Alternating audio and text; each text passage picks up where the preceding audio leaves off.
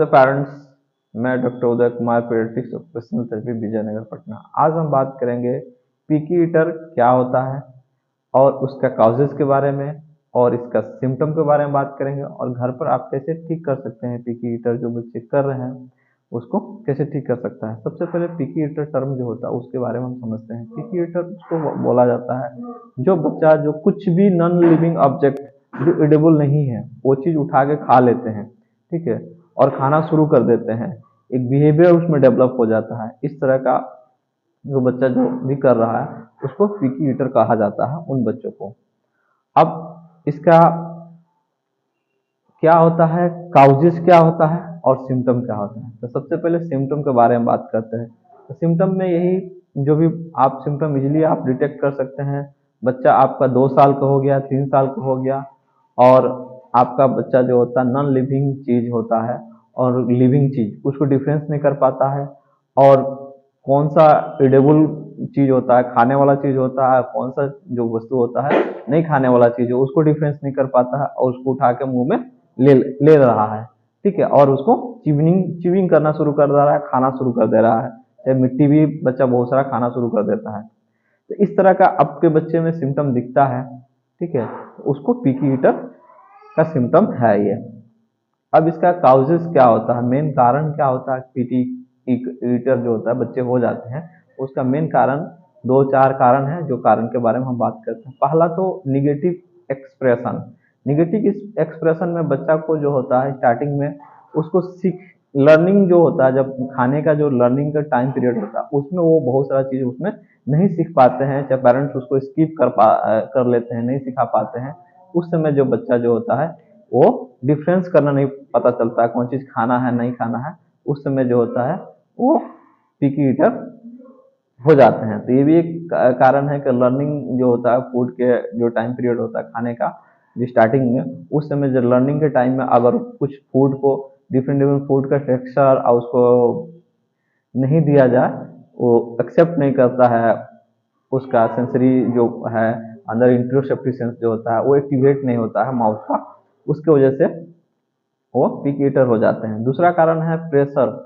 बहुत ज़्यादा प्रेशराइज करके बच्चे को अगर खिलाने के सिखाते हैं, ठीक है, उस समय भी पिकी ईटर होने का चांसेस होता है। इसलिए बच्चा को जब भी आप खिलाएं तो उसको प्रेशराइज होकर नहीं खिलाएं, उसको थोड़ा सा टाइम दे एक्सप्लोर करने के, उसको टच करने के लिए। उसके बाद से बच्चा को जो मूड हो वो धीरे से वो एक्सेप्ट करेगा उस चीज़ को, फूड को। तो वो नहीं कर पाते हैं पेरेंट्स और प्रेशराइज कर देते हैं, तो उस समय भी पिकी ईटर होने का चांसेस होता है, कारण होता है। तीसरा होता है सेंसरी प्रोसेसिंग का प्रॉब्लम। कुछ बच्चे जो होता है जैसे ऑटिज्म का, एडीएचडी का, उसमें सेंसरी प्रोसेसिंग डिसऑर्डर होता है बहुत सारे बच्चे में। उन बच्चे में क्या होता है वो लोग नहीं समझ पाते हैं कौन सा जो होता है लिविंग चीज है, कौन सा नॉन लिविंग चीज है, कौन सा खाने वाला चीज है लिविंग और कौन सा नहीं खाने वाला चीज को डिफरेंस नहीं कर पाते हैं। वो ब्रेन में वो जाता है, वो वस्तु को टच करते हैं तो उसको डिफरेंस नहीं कर पाते हैं, ब्रेन में प्रोसेसिंग नहीं होता है क्योंकि इंटरनल मेमोरी उनका बना नहीं रहता है। इसके वजह से वो डिफरेंस नहीं कर पाते हैं और कुछ भी उठा के खा लेते हैं, ठीक है, ये भी एक कारण है। चौथा कारण है बिहेवियर प्रॉब्लम, ठीक है। अगर बिहेवियर का बच्चा का ऑड बिहेवियर उसमें डेवलप हो गया, कुछ भी खा रहा है, उसको पेरेंट्स होता है स्टार्टिंग में रोक नहीं पा रहे हैं, उसको बता नहीं रहे हैं कि ये नहीं खाना है ये खाना है, उस समय भी पिकी ईटर होने का चांसेस होता है। तो ये मेन 4-5 कारण है पिकी ईटर होने का, ठीक है। अब इसका घर पर आप कैसे, पिकी ईटर आपका बच्चा हो गया है या कर रहा है, ठीक है, तो कैसे उसको रोक सकते हैं। इसमें रोकने के लिए सबसे पहले जो ट्रीटमेंट है वो उसको ओरल मोटर एक्सरसाइज किया जा सकता है, ठीक है। ये यहाँ पर चिक जो होता है उसको क्लॉकवाइज, एंटी क्लॉकवाइज और रोटेशन देते हैं, ठीक है। पूरा यहाँ जो सरफेस होता है आउटसाइड माउथ को, तो उसमें क्या होता है पिकी ईटर जो कर रहा है कुछ हद तक कम हो सकता है। दूसरा, मार्केट में बच्चा के एज ग्रुप के हिसाब से चिमिंग ट्यूब दे सकते हैं। जो मार्केट में चिमिंग ट्यूब आता है वो दे दीजिएगा, वो हर बच्चा का अलग अलग एज ग्रुप के हिसाब से उसको डिजाइन किया जाता है। अगर वो बच्चा का असेसमेंट करके वो दिया जा सकता है, ठीक है, तो वो दे दिएगा तब भी जाके बच्चा के जो ये इशू है पिकी ईटर वाला वो कम हो सकता है। तीसरा है कि आप उस बच्चे को क्रंचेज फूड जो होता है उसको देने दीजिए। जैसे गाजर खिलाइए, ठीक है, कैरेट्स जो होता है हार्ड फूड जो होता है उसको खिलाइए, ठीक है। और चाहे तो आप अगर बड़ा बच्चा है तो उसको चना का भूजा है वो भी खिला सकते हैं। जो भी क्रंचेज फूड होता है उसको खाएगा तो वो चीमिंग का जो चीमिंग कर रहा है इधर उधर ऑब्जेक्ट लेके, वो क्या करेगा, वो धीरे धीरे उसका इंट्रोसेप्टिव सेंस जो होता है वो डेवलप होगा और डिफरेंस करना शुरू करेगा किसको खाना चाहिए नहीं खाना चाहिए। प्रोसेसिंग जो होता है डिसऑर्डर वो भी, वो जो प्रॉब्लम हुआ वो भी धीरे धीरे ठीक होगा। और भी बहुत सारा इसमें किया जा सकता है, लेकिन इस वीडियो में इतना ही।